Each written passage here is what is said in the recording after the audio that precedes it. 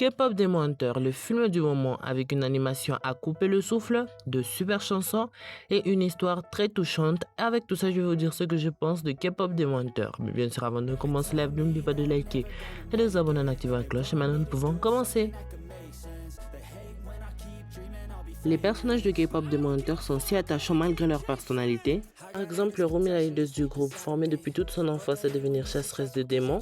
Très gentille, mais elle se détend très difficilement.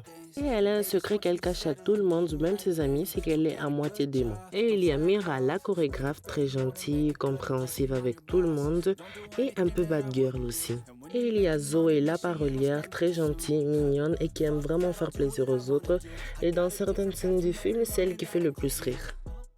Et il y a aussi Bobby, leur super manager, gentil, compréhensif, très drôle et qui est aussi toujours là pour les filles à n'importe quelle situation. Et il y a aussi les Sadia Boys, mais bon, on connaît pas trop de choses sur les membres du groupe, sauf un, Jinu, un démon qui a vendu son âme pour ne plus vivre dans la pauvreté, mais plus tard il abandonna sa famille.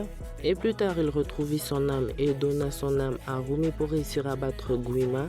Et ce qu'on peut dire sur Jinu, c'est qu'il est gentil, vraiment courageux et qu'il ferait tout pour protéger les personnes qu'il aime, jusqu'à sacrifier son âme. Dans K-pop Demon Hunter, il n'y a pas seulement de super personnages, il y a aussi de super chansons. Et moi, les chansons que je préfère sont Soda Pop et la chanson se compte Don Don Don. Dans K-pop Demon Hunter, ça nous permet de découvrir la K-pop et plusieurs diversités coréennes. Et aussi, moi qui n'écoutais pas de la K-pop au départ, j'ai vraiment adoré toutes les chansons. Mais ces deux-là sont mes préférés.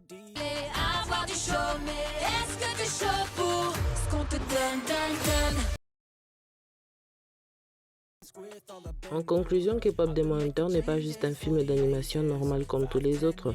On ne peut pas le définir juste en une seule vidéo.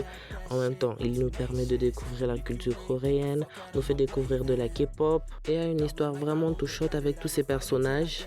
Et ça nous apprend aussi beaucoup de choses. Par exemple, ce n'est pas en cachant une partie de nous que nous serons totalement parfaits. Et c'est avec tout ça que je peux vous dire ce que je pense de K-pop Demon Hunter. Je trouve que ce film est vraiment super. Ça nous fait découvrir la culture coréenne. Ça nous apprend des choses. Ça m'a même fait découvrir la K-pop.